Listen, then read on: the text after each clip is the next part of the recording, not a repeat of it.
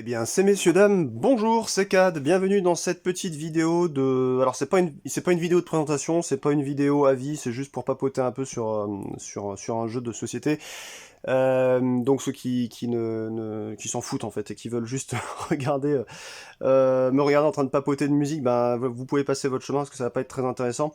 Non, là en fait c'était juste pour parler rapidos et franchement je me donne allez 10-15 minutes grand max pour essayer de vous dire la hype que j'ai eue sur un jeu récemment. C'est un Ameritrash, ça s'appelle Nemesis. Je suis pas très Ameritrash en vérité, je suis plutôt un Eurogamer.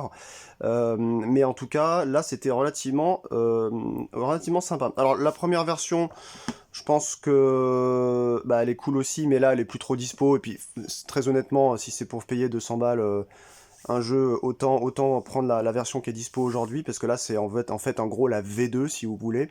Alors, je tiens à dire, comme je n'ai fait qu'une partie pour l'instant et que j'ai lu les règles qu'une seule fois, je fais un appel à ceux ou celles qui regardent cette vidéo et qui connaissent le jeu. N'hésitez pas à me reprendre dans les commentaires si vous avez besoin de me dire quelque chose ou même si j'ai des questionnements, peut-être que vous pouvez m'aider à en savoir un peu plus. Mais voilà, pour résumer, en fait, le premier qui s'appelle juste Nemesis était sorti en 2019. C'est un Ameritrash, une sorte de semi-coopératif assez intéressant. On est dans un truc un peu plus poussé que Subterra ou ces trucs-là où il faut juste trouver une sortie. Là, il y a des missions à accomplir, on peut aider les autres, mais on peut aussi leur foutre des croche-pieds. C'est un peu un jeu de pute à la Gangsta, si vous connaissez, mais là encore pire, parce que du coup, il y a une partie quand même légèrement coop. Et il y a même un mode coop.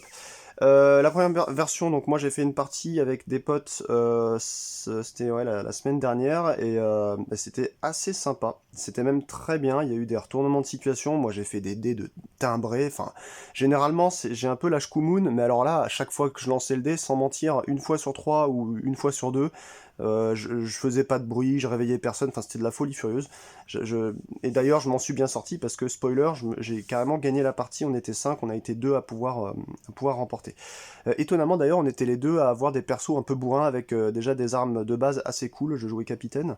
Puis voilà, donc moi j'ai celle-ci, et j'étais assez surpris parce que quand j'en parlais à mon pote qui possédait le Nemesis de base, je lui ai dit mais alors la gestion de l'énergie, il me dit non, il n'y a pas. Je lui dis alors les contingences, non, il n'y a pas.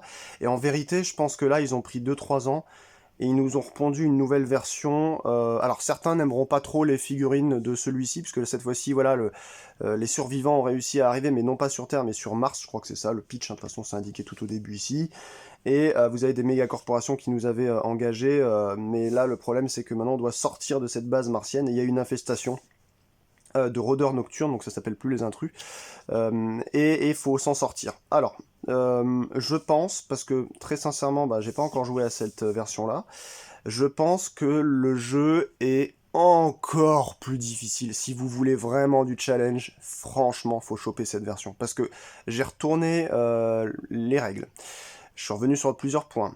En ayant fait une partie, j'ai pu ensuite comprendre ce que ça rajoutait. Je suis allé voir deux trois vidéos. Il y avait Penelope Gaming, il y avait Tu joues ou quoi, il y avait, je sais plus si Mousse de Jeux Découvre en parlait aussi. Bref, j'ai regardé allez, 3-4 vidéos, les jeux de Chaps aussi, bien entendu.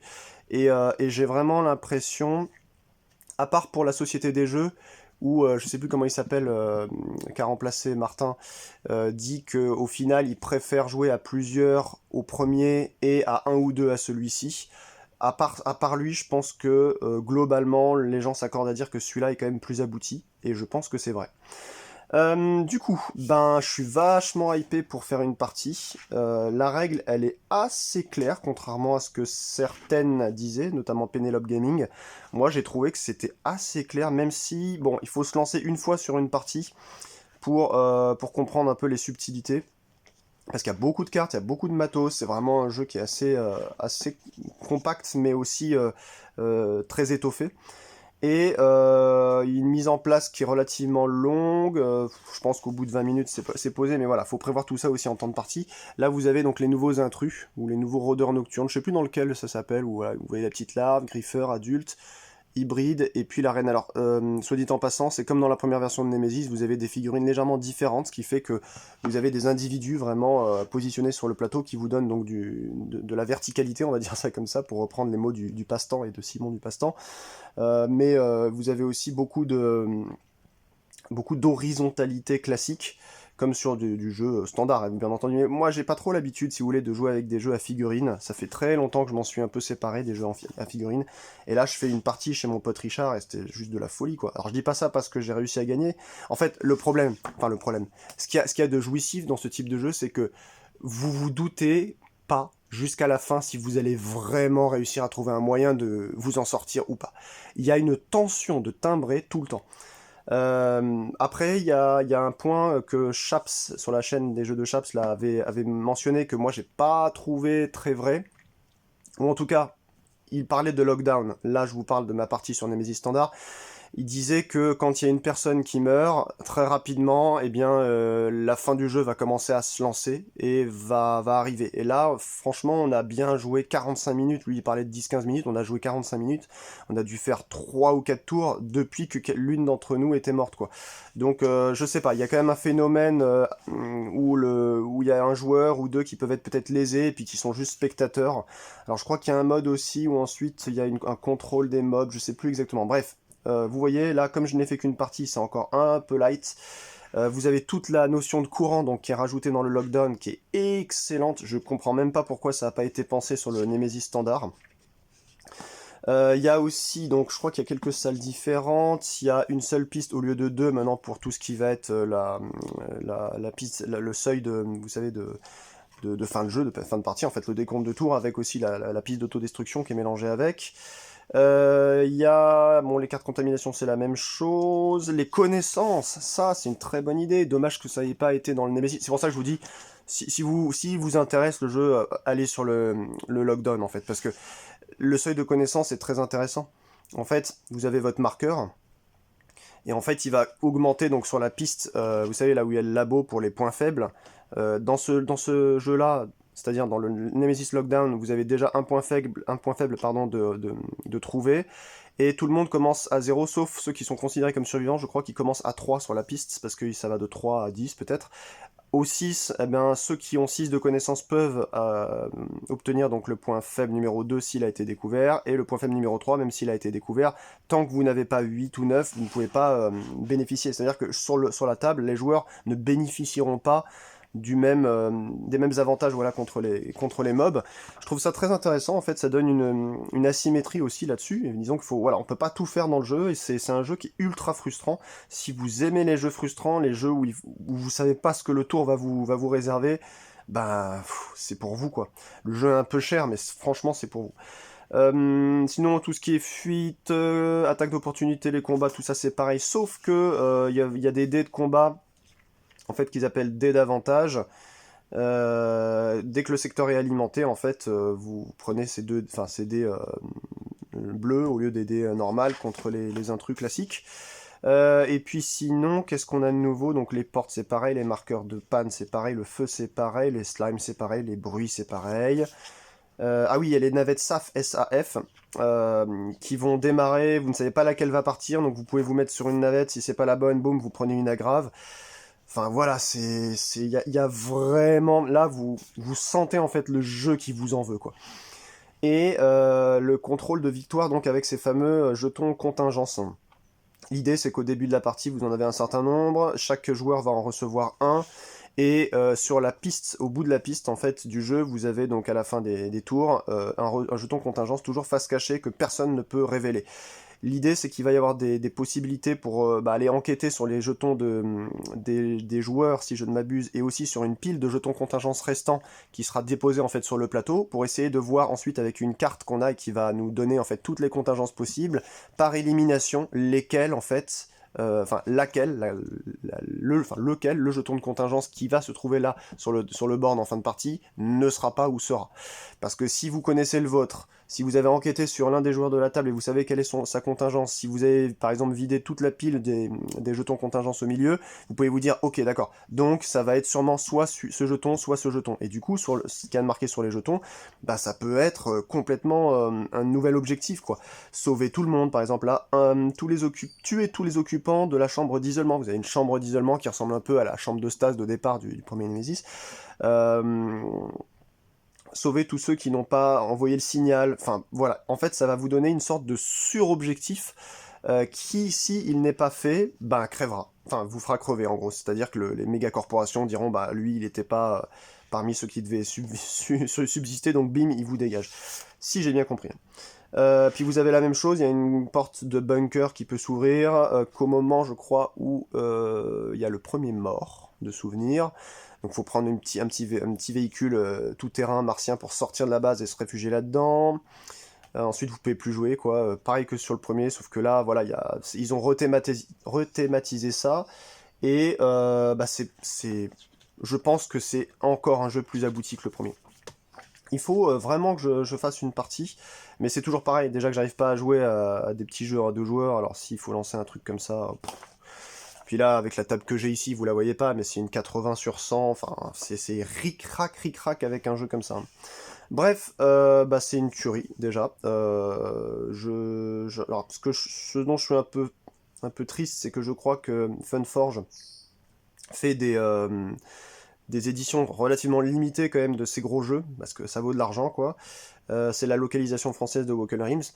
Mais voilà, bon, si vous avez envie de vous trouver un truc avec des joueurs peut-être réguliers, où vous avez envie de maîtriser un jeu qui est quasiment immaîtrisable, mais où vous sentez en fait une jouissance du fait d'avoir réussi, je sais pas, votre objectif, ou même, je sais pas, d'avoir réussi à vous enfuir finalement de cette satanée base martienne, eh ben le Nemesis Lockdown est fait pour vous. Mais encore plus que le Nemesis standard, parce que franchement, ça c'est je pense que c'est la version, pour l'instant des deux qui est la meilleure, sachant que je crois qu'il y a une troisième boîte de base qui va peut-être sortir, il y en a une en VO, quoi, qui est déjà annoncée ou qui est peut-être sortie, je sais plus. Là, je vous avoue que j'ai pas trop travaillé le sujet du jeu de société. Et puis, je voulais... Oh putain, 11 minutes déjà. Et donc voilà. Un jeu plus abouti, d'ailleurs la boîte doit faire 2 ou 3 cm de plus en hauteur, là sur le côté, là je vous la voyais pas, mais en hauteur elle doit faire 2-3 cm de plus que la boîte de Nemesis standard. Là on a la sentinelle, magnifique, qui est sur le côté. Puis sur les autres, voilà, on a alors 2-3 autres trucs. Alors je vais bouger en fait la boîte parce que je voudrais vous montrer un autre truc. Excusez-moi. Je voulais vous montrer, ben allez, on va faire comme les youtubeurs, on va faire des open the box. Je suis pas trop fan de ça, mais ça a le mérite d'être très facile à faire puisque vous préparez rien. Et moi en ce moment j'ai pas envie de préparer grand chose, j'ai pas mal de choses à faire dans ma life. Donc eh ben on va regarder ce qu'il y a dedans. Hop. Tada! Tada! Tada! Hop là, ça dégage. Les amis, Nemesis Lockdown extension Keytreed ou Sheetreed. Alors, faut savoir, donc là je vous le dis direct, hein, c'est chez Funforge, malheureusement, avec ce qui s'est passé, les conditions de hausse des prix, etc. Ça devait être un truc qui devait coûter 60 ou 70, qui est monté rapidement à 80. Moi, je l'ai eu par chance à un prix relativement abordable par rapport à ça, qui, je pense, j'aurais pas mis plus, voilà, pour ainsi dire. J'ai vu un peu ce qu'il y avait dedans déjà, parce qu'il y avait, je crois, Tu joues ou quoi, la chaîne YouTube qui l'a présenté. Vous pouvez d'ailleurs aller voir sur sa chaîne pour plus d'informations sur le fonctionnement, en fait, de tout ça. Et du coup, donc voilà, toujours 1 à 5. Et donc là-dessus, on nous dit comment survivre face à une menace qui défie totalement notre approche du monde. Que faire face à un ennemi aux antipodes de l'humanité? Les résistants du centre de recherche BSL-4 seront bientôt confrontés à la question. Les Keytreed sont un nouvel ennemi dans Nemesis Lockdown. Cette race de champignons prédateurs infeste des planètes inconnues à une vitesse fulgurante grâce à des spores indicibles.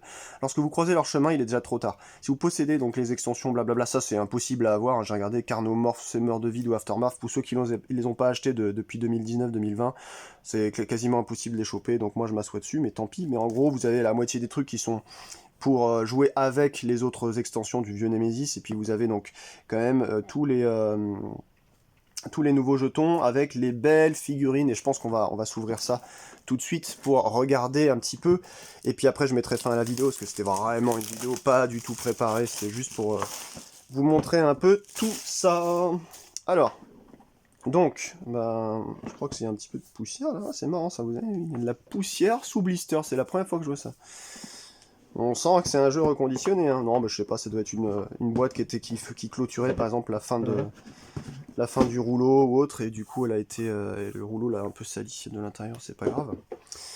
Donc, hop, on a une règle du jeu, et puis je crois, voilà, c'est ça, c'est Ce fameux truc que je voulais voir, c'est une petite campagne en fait en mode, merde, BD. Donc vous avez aussi tout un truc avec voilà des, comment ça s'appelle, les sports, donc les jetons rencontres sont différents. Qu'est-ce qu'il y avait déjà? Alors voilà, c'est ça, les germoirs, les marqueurs mycélium. Puis vous avez carrément une reine Chytride en bas, là, bon, on va la regarder, hein, de toute façon, hop, vite fait. Donc un bouquin je crois que c'est du collage, c'est pas du reliage ça. Donc assez sympa, et bien entendu en français si vous prenez la VF. Donc c'est toujours cool de voir qu'ils pensent aux joueurs.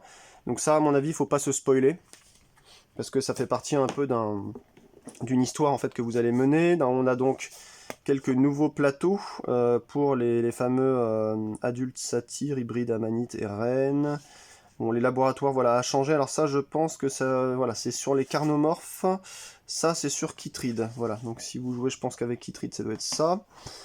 Là, on a, voilà, les jeux, l'espèce de compteur où on enlève à chaque fois les petites figurines. Là, on a les jetons sport. Je crois que c'est ça. Je sais plus exactement. Excusez-moi, j'ai pas trop préparé le truc. Et les jetons sont quand même relativement qualitatifs, ils brillent un peu, et ils sont... je vous les montre plus près, parce que c'est vrai que sur les autres vidéos que j'ai vues, on les voyait pas trop bien détaillés. Bah franchement, ça va. C'est assez sympa.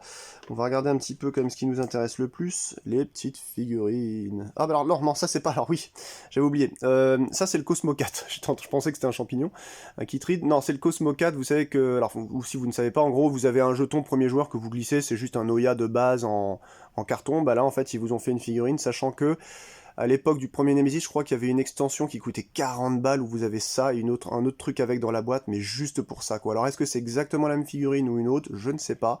Et toujours est-il que voilà, un Cosmocat en plus, excusez-moi, on le voit pas très bien, un Cosmocat en plus, bah, c'est toujours sympa, voilà, pour vous passer le jeton premier joueur. Donc il est là. Là, on a des petits germoirs vachement dégueulasses, là. Si j'arrive à les choper avec mes gros doigts. Et non. Donc là, hop là, je sais pas si vous voyez, ça c'est le marqueur 3, marqueur 1, marqueur 2. Voilà. Parce qu'en fait, ça évolue à chaque fois. Tac. Donc les petits germoirs. Bien cradingues. Hein. On a des portes qui sont, je crois, ouvrables, enfin cassables et à merci. Donc hop, vous voyez, c'est comme un petit jouet, quoi. Donc ça, par contre, je déconseille de les peindre, hein, parce que là, du coup...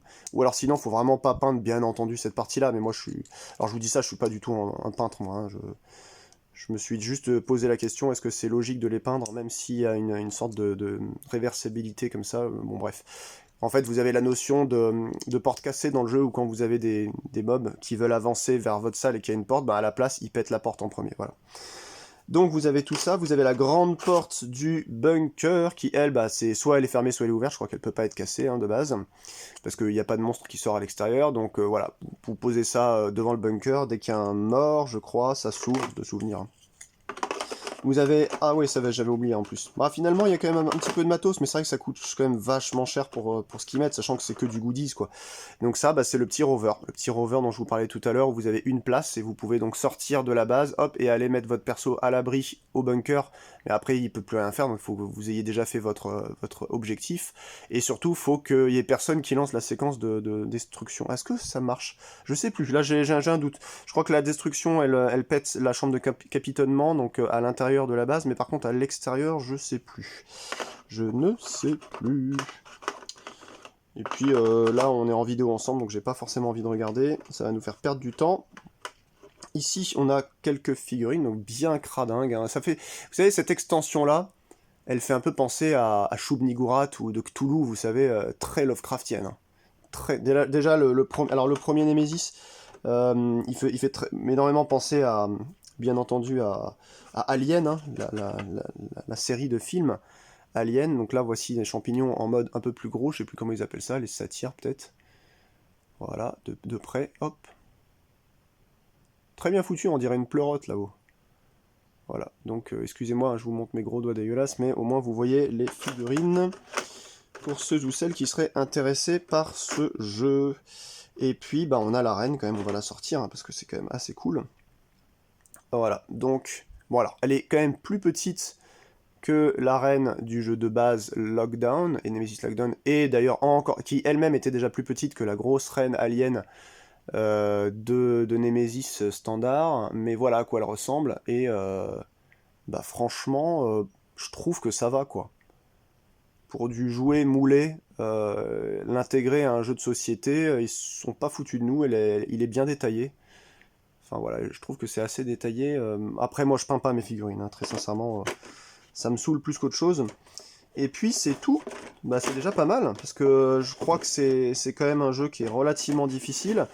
Ah oui, non, c'est pas tout, bien entendu, il y a quand même eh ben, des nouveaux objets. Des nouveaux objets d'enquête. Alors ça, je sais pas si ça se... Oui, si, ça doit être... Bah, faut regarder dans la règle. De toute façon, là, je vous avoue que j'ai pas du tout vu. Vous avez vu, je découvre le contenu avec vous, quoi.